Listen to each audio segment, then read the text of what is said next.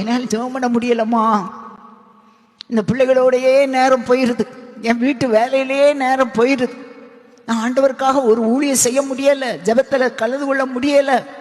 ஆண்டவர் சொல்றா, முந்தினவைகளை எல்லாரும் சொல்லுங்க, நீங்க நினைக்க வேண்டாம். ஆண்டவர் இந்த 26வது வருஷத்துல ஒரு புதிய காரியத்தை செய்ய போகிறார். விசுவாசிக்கிறீங்களா? ஒரு புதிய காரியம்.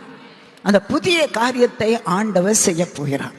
இந்த இடத்துல சபையில் உள்ள மக்கள் தான் வந்திருக்கிறீங்கன்னு நான் விசுவாசிக்கிறேன். ஆனா யாராவது ரட்சிக்கப்படாம இன்னும் இருக்கிறீங்களா? ரட்சிக்கப்படாம இருந்தா இன்றைக்கு உங்களுடைய வாழ்க்கையை முற்றிலும் ஆண்டவருக்கு ஒப்பு கொடுத்துருங்க. ரெண்டாவது, நான் ரட்சிக்கப்பட்டுட்டேன், ஞானஸ்நானம் எடுக்காம இருக்கிறீங்களா? ஞானஸ்நானம் எடுத்தவங்களாம் கை வைத்து அல்லேலூயா சொல்லுங்க பார்க்கலாம். எல்லாரும் ஞானஸ்நானம் எடுத்திருக்கிறீங்க. யாராவது ஞானஸ்நானம் எடுக்காம ஞானஸ்நானம் எடுத்துருங்க. பரிசுத்த ஆவியானுடைய அபிஷேகத்தை பெற்றுக்கொள்ளுங்க. அப்பதான் ஆண்டவருக்காக நம்ம என்ன செய்ய முடியும்? பெரிய காரியத்தை செய்ய முடியும். ஆண்டவர் இன்றைக்கு சொல்கிறார், ஒருவேளை 25வது வருஷம் வரைக்கும் பலவித கவலைகள், பாரங்கள், பிரச்சனைகளோடு கூட கடந்து வந்திருக்கலாம். ஆனா ஆண்டவர் சொல்றார், ஒரு புதிய காரியத்தை நான் உனக்கு செய்வேன். ஹல்லேலூயா.